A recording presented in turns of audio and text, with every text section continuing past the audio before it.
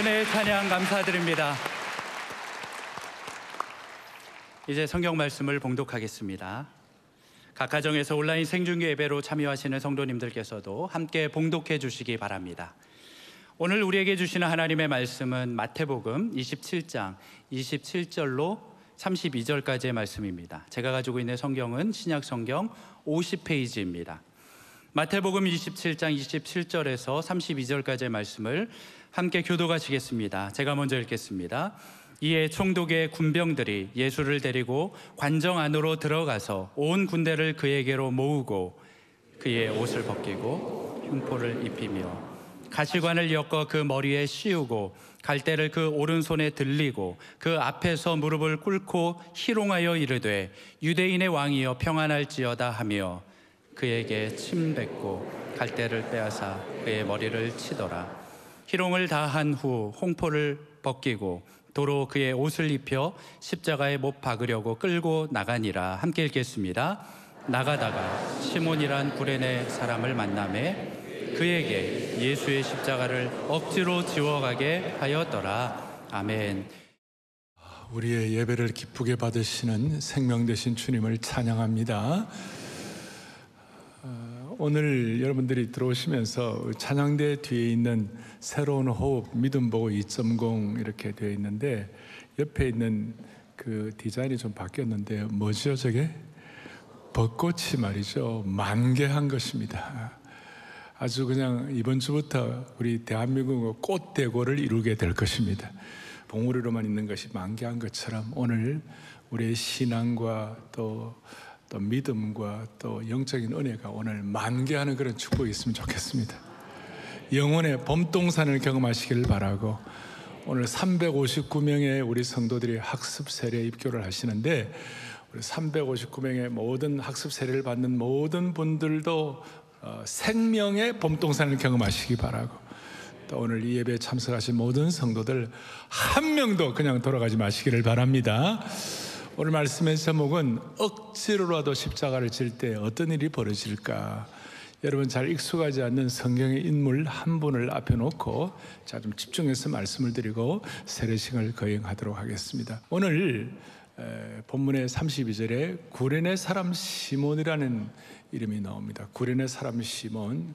그래서 제가 이제 약칭으로 구레네 시몬 그렇게 하겠습니다. 이 구레네 사람 시몬이라는 사람은 예수님의 십자가를 억지로 지고 간 분이었어요. 갑자기 로마 병정의 어떤 그 강제적인 명령에 의해 가지고 갑자기 억지로 십자가를 졌다가 억수로 은혜를 받은 사람입니다.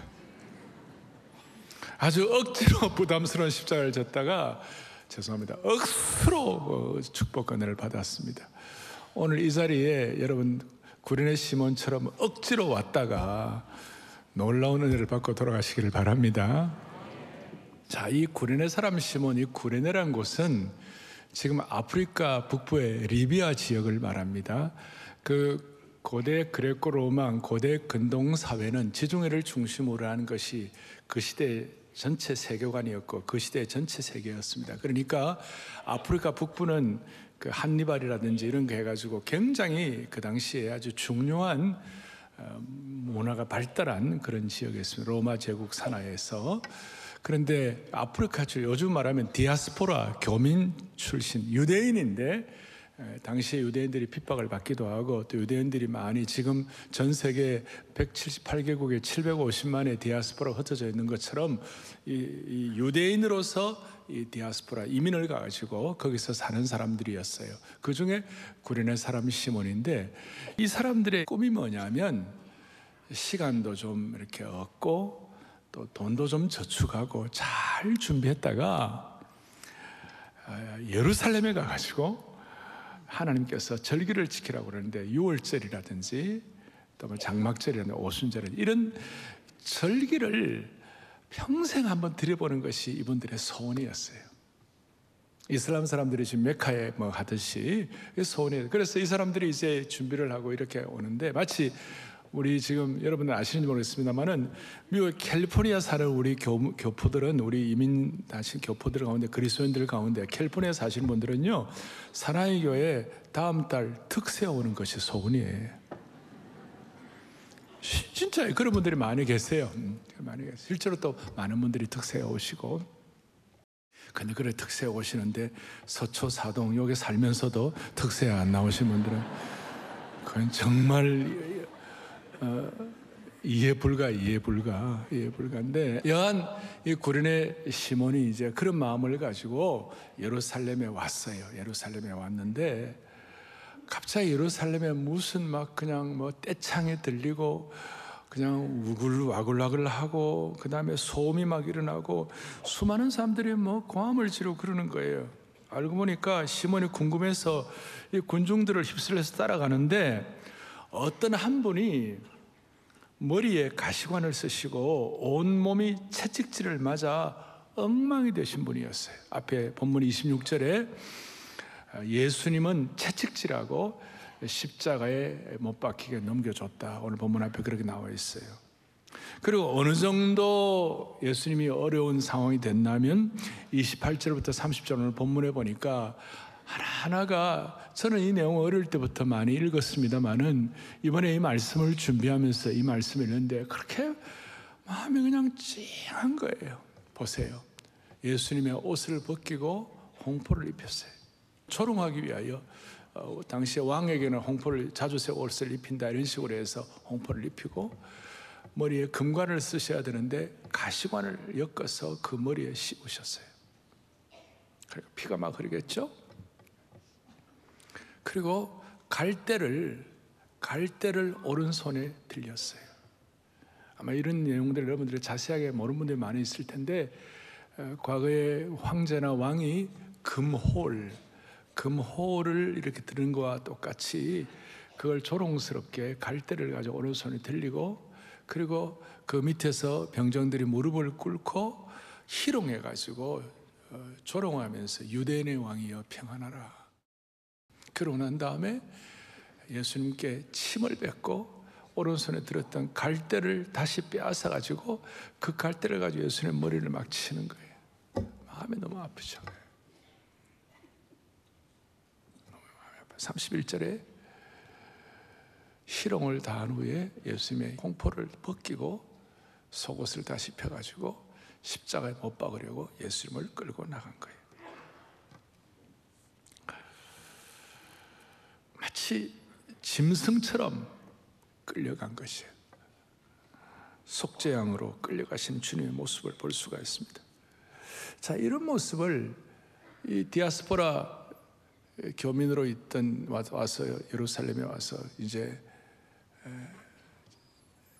예루살렘 성전 예배를 드리려고 했던 그 구린의 시몬이 이 모습을 보면서 이 사람이 무슨 죄를 지어가지고 이런 형벌을 받나, 이런 형벌을 받나, 그렇게 생각하고 있는데 갑자기 로마 병정이 창을 내밀면서 큰 소리로 너 이리 와, 너 이리 와. 그리고 네가 대신에 십자가를 져. 당시 식민지 사람들은 로마 병정이 명령을 내리면 꼼짝달싹 못하고 당할 수밖에 없었습니다.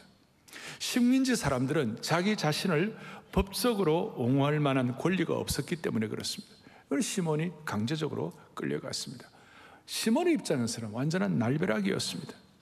인간적으로 생각하면 이 무슨 일이 벌어진 것인가? 어떻게 이런 일이 일어날 수가 있나? 정말 억울하게 짝이 없는, 생각할수록 답답하고 생각할수록 분통이 터지는 그런 일이었습니다. 일생 동안 그렇게 소원하고 준비해서 드디어 오고 싶었던 예루살렘을 방문했는데 도대체 누군지도 모르는 죄수, 그것도 가장 비참한 죽음을 당하는 죄수의 십자가의 형틀을 대신 짊어지고 형장까지 가야 한다는 자신의 신세를 생각할 때 너무나 황당스럽고 너무나 참 화가 나는 그런 일이 되었습니다. 자, 여기서 우리가 예수님은 창조주 하나님이신 줄로 믿습니다. 예수님은 폭풍도 잠재우시는 하나님이십니다. 신성을 가지신 분입니다. 그분이 예수님께서 왜 구레네 시몬이 대신 십자가의 형틀을 들고 가도록 그렇게 하셨을까요? 시몬을 괴롭히고 짜증내게 하고 화를 내도록 그렇게 주님이 원하신 것이 아니었어요. 제가 볼 때 그렇습니다. 그 순간까지라도 그 십자가를 지고 가는 그 상황, 그 어려운 상황조차도 주님은 낭비하지 않으시고 선한 목자하신 주님이시니까 구레네 시몬을 구원하기를 원하신 줄로 확신합니다. 구레네 시몬 같은 영혼을 한 명이라도 더 구원하시기를 원하셨어요. 여러분, 겉으로 보기에는 시몬이 억지로 십자가를 진 것 같지만, 시몬의 입장에서는 그렇지만 예수님께서는 시몬에 대한 놀라운 계획을 갖고 계신 것이었습니다. 그러니까 거기에 이 시몬을 앞으로 예수님의 신실한 제자로 만드시겠다는 주님의 놀라운 계획이 담겨 있었다는 것입니다. 그러니까 주님은 골고다로 향하시는 그 어려운 과정조차도 쓸모없는 시간으로 낭비하지 않으시고 한 영혼이라도 더 십자가 앞에 다가오도록 십자가의 은혜를 깨닫도록 하시는 놀라운 계획을 가지신 주님을 찬양합니다. 그 대상이 구레네였다 이 말이에요. 오늘 아마 이 예배에 약간 억지로 오신 분도 있을지 몰라요.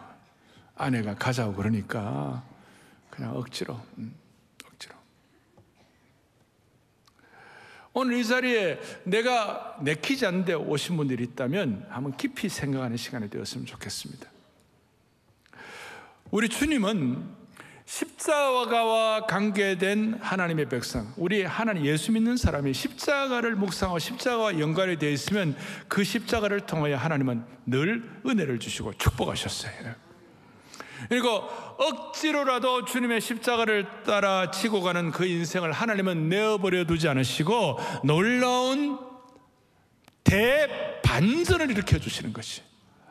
자, 지금 구레네 시몬의 입장에서는 억지로 화가 날 일이고 분통 터질 일인데 갑자기 자기의 어떤 계획도 다 포기해야 되고 십자가를 지고 가는 그런 상황인데, 이 십자가를 지고 간 것 때문에 이 구레네 시몬의 집안이 놀라운 믿음의 가문으로 바뀌게 됐고, 그리고 이 십자가를 지고 간 것 이것 때문에 나중에 나옵니다마는 이 구레네 시몬이 영광스러운 선교적 삶을 살게 되었어요.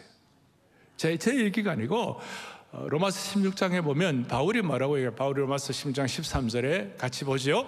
주 안에서 택하심을 입은 루포와 그의 어머니에게 문안하라. 그의 어머니는 곧 내 어머니니라. 여기에 루포에게 이 바울 사도가 마지막 16장에 믿음의 영적 지도자들, 특별히 로마 교회 지도자들 가운데 루포의 어머니에게 문안하는데, 루포의 어머니는 내 어머니라 그랬어요. 그럼 이게 무슨 의미가 있는가? 이것이 그냥이 아니라 마가복음 15장에 보면 무슨 말씀이냐? 마가복음 15장 21절에 같이 보겠습니다. 마침 알렉산더와 루포의 아버지인 구레네 사람 시몬이 시골로부터 와서 지나간데 그들이 그를 억지로 같이 가게 하여 예수의 십자가를 지우고 그러겠습니다. 여기 보니까 마가복음에도 이 구레네 시몬을 억지로 십자가를 지게 하고, 나중에 누가복음에도 같이 나오는데 누가복음에는 이 사람을 붙잡아가지고 꼼짝 못하게 십자가를 지고 갔다는 그 강제성이, 그 아주 강제적인 말이 담겨 있는데, 억지로 붙잡아가지고 십자가를 지고 가게 했는데, 이 구레네 시몬이 누구냐? 알렉산더와 루포의 뭐예요? 아버지다.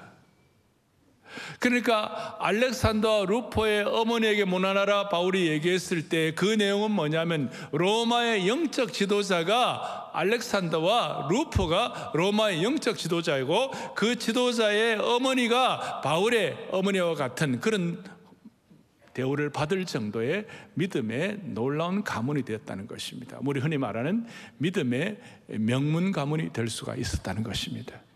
초대교회에 큰 영향을 끼치게 된 것입니다. 시몬이 억지로 십자가를 졌는데 시몬의 아내와 시몬의 아들 알렉산더와 루포 온 가족을 믿음의 놀라운 가문으로 만들어주신 주님을 찬양합니다. 처음 말씀드렸습니다마는 억지로의 부담을 억수로의 축복으로 바꾸신 주님을 찬양합니다. 오늘 이 자리에 아내의 특별 요청이나 억지로 온 분이 있을 거예요. 오늘 세례받는 분들에게는 이 메시지가 내게 주신 메시지가 되기를 바라는 것입니다. 무슨 뜻입니까? 사랑하는 영가족 여러분, 영적 가족 여러분, 억지로라도 십자가를 지고 가면 하나님께서 큰 은혜를 주시는 것이에요. 젊은이들은 십자가 지고 가라 그러면 이렇게 십자가를 달고 있다가 십자가 지고 가라면 이걸 뒤로 딱 넘깁니다. 이렇게. 그런 게 아니고, 여러분 신앙생활 하다 보면 힘들 때도 있고 힘이 빠질 때도 있습니다. 오죽하면 내 주를 가까이 하게 하면 십자가 짐 같은 고생이나.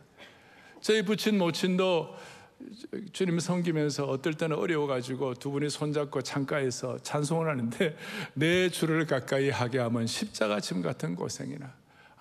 신앙생활 예수님 믿는 거 그렇게 만만한 건 아니구나. 어릴 때부터 저는 그 실감을 하고 있었어요. 쉬운 거 아니에요. 그리고 그 고생이 이유를 모를 때가 있습니다. 그러나 다시 한번 억지로라도 십자가를 지고 가면 억지로 축복을 받게 하시는 주님을 찬양하는 것입니다. 구레네 시몬이 그랬다는 것입니다. 예를 들어서 이런 겁니다. 토비세 때 기도의 지팡이 이거 번호 부를까 싶어 갖고 억지로라도 참석하는 사람들이 억지로라도 나오면 하나님의 은혜를 베풀어 주시는 것이. 왜냐하면 이 기도의 지팡이는 그냥 지팡이가 아니에요. 이 지팡이를 하게 된 이유는 나중에 여러분 길갈의 12도리를 기억하실 수 있을 거예요. 나중에 우리 자녀들이 요단강을 어떻게 건너느냐 물었을 때에 하나님의 기적 같은 은혜로 요단강을 건너게 되었다. 거기에 대한 기념비가 이 12돌이다. 그런 것처럼 나중에 여러분들에게 코로나의 강을 어떻게 건넜는가, 3년 동안 코로나의 강을 어떻게 건넜는가, 우리가 힘들지만 기도의 지팡이를 들고 이 코로나의 강을 건넌 줄로 믿습니다. 이거 나중에 여러분 굉장한 여러분 신앙의 역사에 남게 될 것이에요. 코로나의 강을 건널 때 마치 모세가 그 뱀꼬리를 모세가 뱀꼬리 잡으면 죽는 거예요. 그러나 뱀꼬리를 순종하게 잡을 때 그것이 지팡이가 되어가지고 그 지팡이가 홍해를 가르고 반석에서 샘을 터뜨리고 아말렉과의 전쟁에서 승리하게 하는 지팡이가 된 것처럼 이 지팡이가 억지로라도 여러분들 감당할 때 하나님이 은혜를 베풀어 주시는 것이에요. 저는 그렇게 믿어요. 제자훈련 순장들이 제자훈련 좀 받으라 그러는데 1년 튕기고 2년 튕기고 3년 튕기고 오늘 아까 일로 마치고 나오는데 목사님 저는 15년을 튕겼습니다. 제자훈련 15년 동안 받으라 했는데 못 받았습니다. 그런데 억지로라도 받으니까 하나님 은혜를 베풀어 주신 줄로 믿습니다. 도망다니다가 그랬는데 억지로라도 하니까 인생의 터닝 포인트가 되었다고. 새생명 축제에도 억지로 친구 초대로 받아왔다가 예수님이 영접하고 영적으로 수줍어하는 분들도 여러분들 계십니다. 많은 분들이 내가 이렇게 억지로 하면 무슨 의미가 있겠는가. 우리 순자님들 가운데 5년, 10년, 20년 순자님 하시다가 순자님들의 삶도 만만치 않잖아요. 그러다 보니까 내가 내 삶도 힘든데 내가 어떻게 이 어려운 가운데서 영혼을 섬기나 그런 마음이 들 때가 왜 없겠어요. 그럴 때라도 억지로라도 십자가를 지고 영혼을 섬기게 될 때 하나님이 주시는 은혜가 있다니까요. 크다니까요. 그래서 이 시몬은 억지로 십자가를 졌지만 하나님이 어떤 축복을 주셨는가. 찰스 어떤 스폴전 목사님은 아주 그냥 탁월한 통찰력을 말씀하고 있어요. 구레네 시몬이 짧은 시간 동안 십자가를 억지로 졌지만 그것은 그에게 영원한 명예를 가져다 주었다. 그로 인해서 그의 이름은 영원히 성경책에 남았다. 그리고 오늘 2023년도 이 귀한 시간 제가 여러분들에게 구레네 시몬의 설교를 하고 있는 것이에요. 아마 시몬이 이 사건을 알았더라면 그때 더 잘 졌을 거예요. 이야, 서울에 안아주신 본당에서 본인의 얘기를 하고 있다. 이 기가 막힌 거 아니에요? 시몬이 십자가를 억지로 질 때 성경에 그의 이름을 영원히 남긴 것처럼 우리가 십자가를 기쁘게 지면 하나님 나라의 상급책에 우리의 이름을 남게 할 것입니다. 나를 위한 십자가가 아니라 예수님을 위한 십자가를 지게 되면 예수님 때문에 고난받고 핍박당하고, 예수님 때문에 손해보고, 예수님 때문에 침뱉음을 당하고, 예수님 때문에 형제를 위하여 오리 가자고 할 때 심리를 가게 되고, 여러분 예수님 때문에 남편과 아내에게 의리되고, 이해가 됩니까? 예수 잘 믿는 아내는 남편에게 맨날 의리입니다. 왜? 너 예수 믿으면서 그것밖에 못해? 그 순간 아내가 팍 죽는 거예요. 예수님 때문에 자녀들에게 부모가 의리되고 본을 보여야 되니까, 쉽지 않으니까 한마디 쏘아주고 싶은데 예수님 때문에 의리되고,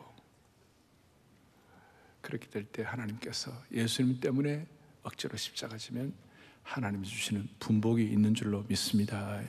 오늘 이 자리에 구레네 시몬처럼 아내나 남편이나 친구나 부모의 강권으로 참성한 분이 있을지 모르겠어요.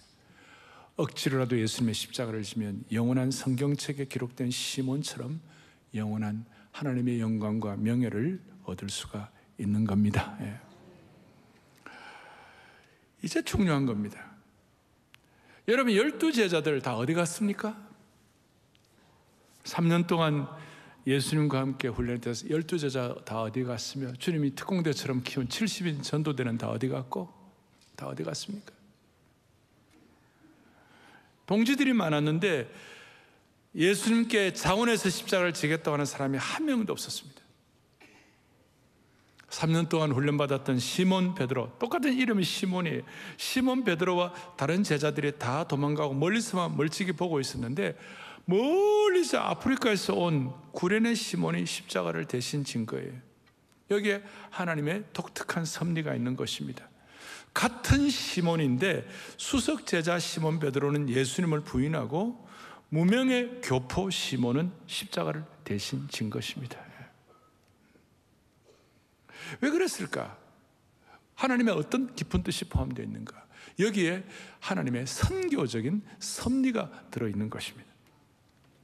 왜냐하면 구원의 복음이 유대 지역에 있는 베드로 같은 사람에게만 필요한 것이 아니라 아프리카를 상징하는 구레네에도 구원의 복음이 필요한 것이었습니다. 선교적 측면에서 이렇게 하나님께서 계획하신 것 때문에, 오늘 구레네 시몬이 십자가를 진 것 때문에 나중에 오순절 성령 강림 이후에 사람들이 막 성령의 역사가 있으니까 그 대인 언어로 그 각 지역에서 뭐 구레네면 구레네 출신, 또 뭐 여러 뭐 사이프러스면 사이프러스 출신, 이런 지역의 그 언어로 막 그 하나님 말씀이 막 들리는 거예요.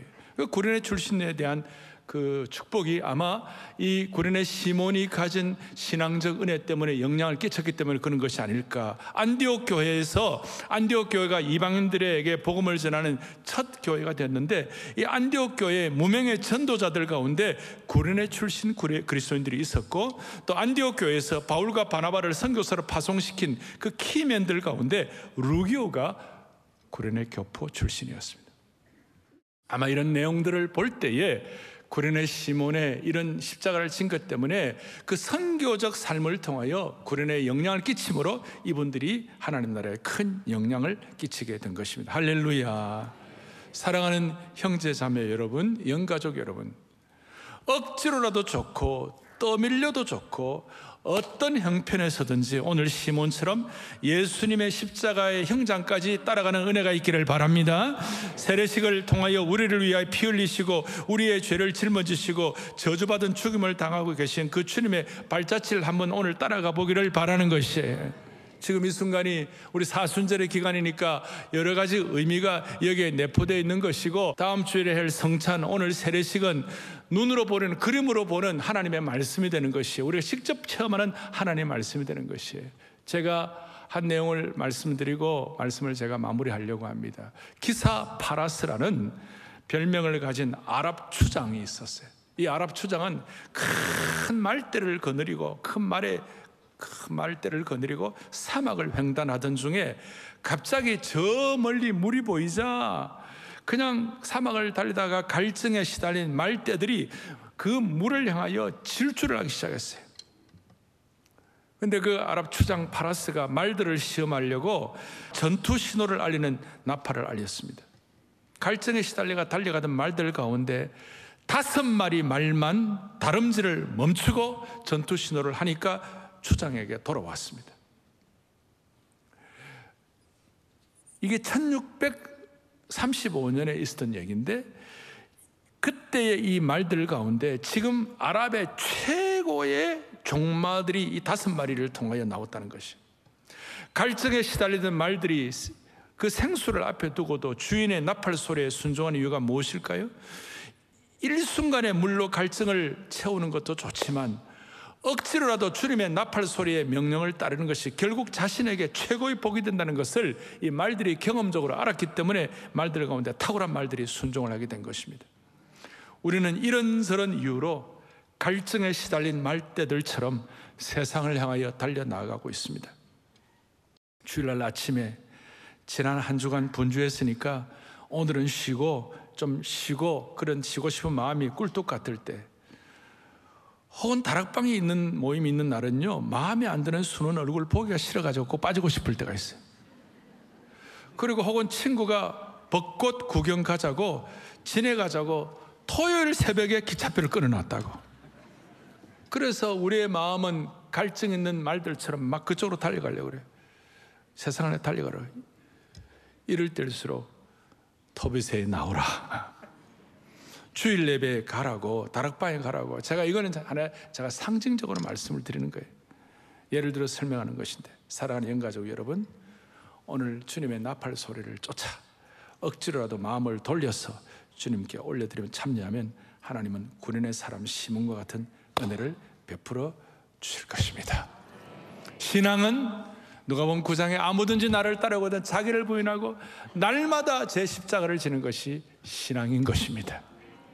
오늘 구련의 사람 시몬을 통하여 대반전을 이룬 것처럼, 선한 목자 되신 예수님이 피 흘리시면서 구련의 사람 시몬을 부르는 것처럼, 우리도 21세기의 구련의 시몬이 되어가지고 부활주일날 하나님 앞에서 은혜 받아가지고 믿지 않는 자들을 향하여 우리가 초청하는 그런 역사가 우리 가운데 일어나기를 바랍니다. 기도하시겠습니다.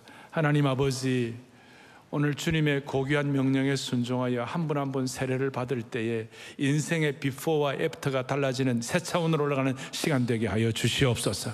그 은혜가 억지로라도 십자가를 지고 정말 21세기의 시몬이 되어갖고 우리 모두가 다 선교적 삶을 살아가는 은혜를 받게 하여 주시옵소서.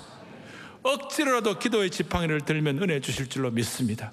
억지로라도 기도의 지팡이를 들 때에 억수로의 축복으로 바꾸어 주실 줄로 확신합니다. 오늘 세례식 함께 하시고 주님의 권능과 은혜의 시간 되게 하옵소서. 예수 그리스도 이름 받들어 간절히 기도 올리옵나이다. 아멘. 이제부터 학습과 세례식을 거행하겠습니다. 오늘 359명이 받으시는데, 오늘 본당 또 별관 은혜 채플 또 방송으로 듣는 모든 분들을 마음으로 할 때 하나님께서는 신앙의 초심, 첫사랑, 이것을 우리에게 다시 회복시키시고 희한하게도 여러분들의 삶을 짐을 주님이 벗겨 주실 줄로 확신합니다. 자, 이제 간증부터 듣고 우리가 세례식을 거행하겠습니다. 오늘 1부 예배도 귀한 두 분들이 하셨는데요, 2부 예배 우리 서영구 성도님, 남 54세이시고 우경의 성도님, 여 59세 우리 여성도님이신데, 오늘 두 분이 나오셔서 간증을 나오실 때 우리 박수로 환영하겠습니다.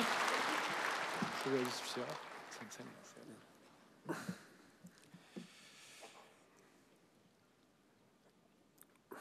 저는 강원도 속초에서 태어나 고등학교까지 보냈습니다. 저희 가족은 종교가 없었지만 유독 어머니는 교회에 호의적이지 않으셨습니다. 결혼 전까지 교회에 딱 2번 간 적이 있습니다. 초등학교 때 크리스마스 이브에 가본 일과 대학 1학년 때 하숙집형을 따라가서 어색함과 낯선 분위기만 느끼고 다시는 가지 않았던 것이 전부입니다. 법대를 졸업하고 신림동에서 사법시험을 준비하게 되었습니다. 몇 차례 도전 끝에 1차 시험에 합격하였으나 2차 시험에 연이어 떨어지면서 끝을 알 수 없는 고시생의 막막한 시간을 보냈습니다. 2003년 1차 시험에 다시 합격하고 2차를 준비하면서 아내를 소개받았습니다. 당시는 고시생이 연애하는 것이 대체로 금기였는데 계속된 실패에 지쳐있던 때문인지 아내와의 만남을 이어갔습니다. 다행히 사법시험에 최종 합격하였고, 나중에 안 놀라운 사실은 4일간 치러지는 2차 시험 기간 동안 아내는 새벽 기도를 다니며 저를 위해 기도했다는 사실이었습니다. 떨어지기만 하던 사법시험에 아내를 만나 합격하게 되자 아내 덕분에 합격하였다는 마음에 연수원 1년차 때 결혼하였습니다. 아내는 할아버지가 신학교에 땅을 기부하셨고 작은 아버님 중 한 분은 목사님이시고 장모님은 권사님이신 기독교 집안이었습니다. 그러나 교회에 호의적이지 않으신 불신자인 저희 어머니는 아내에게 결혼하면 교회는 어떻게 할 것이냐고 물어보았습니다. 아내는 알아서 하겠다고 하였습니다. 그때 어머니가 눈치를 채서 했습니다. 알아서 하겠다는 것은 알아서 잘 다니겠다라는 의미라는 것을 말입니다. 사법연수원에 입소하면서 근처에 신혼집을 마련하였습니다. 연수원 2년 차에 첫 아이가 생겼고 아내는 태명을 다니엘이라고 하였습니다. 텔레비전에 나오는 다니엘 헨리는 알고 있었는데 정작 다니엘이 누구인지 저는 몰랐습니다. 출산교실에서 태명을 말하니 다들 교회 다니냐고 물어보시길래 이후에 비로소 다니엘이 누구인지 알았습니다. 하지만 청천벽력 같은 일이 일어났습니다. 다니엘이 태어난 지 한 달 만에 우리 곁을 떠나게 된 것입니다. 건강하게 태어났는데 산후조리원에 있는 동안 갑자기 안 좋아졌고 중환자실에 입원한 지 얼마 되지 않아 다시는 볼 수 없게 된 것입니다. 저는 나름 착하게 살았는데 왜 나에게 이런 일이 일어났는지, 왜 하필 나인지 모든 것이 원망스러웠습니다. 이루 말할 수 없는 고통의 시간이었습니다. 자식이 죽으면 가슴에 묻는다고 합니다. 지금도 문득문득 하얀 포대기에 쌓인 다니엘의 얼굴이 떠오르면 가슴이 미어집니다. 사법연수원을 수료하고 소초동에서 일하게 되었습니다. 방배동으로 이사하고 강남역에 있는 사랑의 교회 문을 두드렸습니다. 아내의 아픔을 덜 방법이라 여겨 열심히 운전하여 아내를 교회에 데려다 주었습니다. 그 사이 딸 정윤이가 태어났고 유아 세례도 받았습니다. 그러나 저는 여전히 아내를 교회에 데려다주는 운전사였을 뿐입니다. 그런데 또다시 저희 가정에 아픔이 찾아왔습니다. 아내가 정윤이 동생을 임신하였는데 유산하였고 정윤이는 태어날 때는 괜찮았는데 4살 무렵부터 시력이 안 좋아진 것이었습니다. 조금 떨어진 것도 보이지 않고 책을 눈앞에 두고 겨우 읽을 정도로 눈이 나빠졌습니다. 그런 딸의 모습에 가슴이 찢어질 것 같았습니다. 그럼에도 정윤이는 사랑의 교회 주일학교에 다니는 것을 너무나 좋아하였습니다. 정윤이는 교회를 사랑합니다. 시력이 안 좋아 확대경으로 글을 읽고 쓰면서도 청소년 문학상 공모전에 응모한다며 소설도 썼습니다. 그러던 어느 날 왼쪽 눈이 너무 아프다고 하였고 알고 보니 각막이 떨어진 것이었습니다. 그나마 조금 더 잘 보인 눈으로 평소 왼쪽 눈을 위주로 보았는데 아예 보이지 않게 된 것입니다. 하늘이 무너져 내렸습니다. 하지만 정윤이는 굳건하였습니다. 학교도 열심히 다니고 교회에서는 중등부에 들어가 제자 훈련을 수료하였고 리더도 되었습니다. 정윤이의 모습을 쭉 지켜보던 저는 결심하였습니다. 이 모든 것을 해결할 수 있는 분은 오직 하나님밖에 없으니 모든 것을 하나님에게 의지하고 기도하기로 하였습니다. 그러나 하나님을 믿기 위해서 당장 해결해야 할 일이 생겼습니다.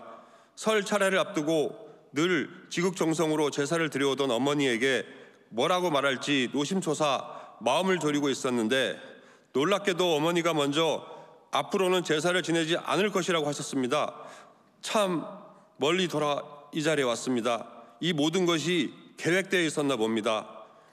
이제 저는 더 이상 아내를 교회에 데려다주는 운전사가 아닙니다.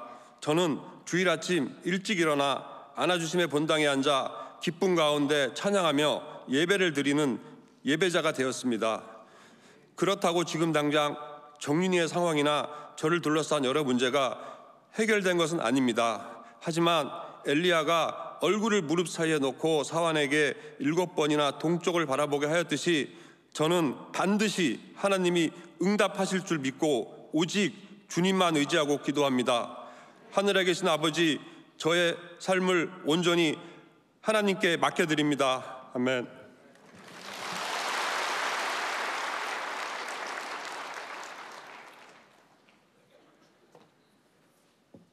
저는 불교에 대단히 열심인 어머니 아래 자랐습니다.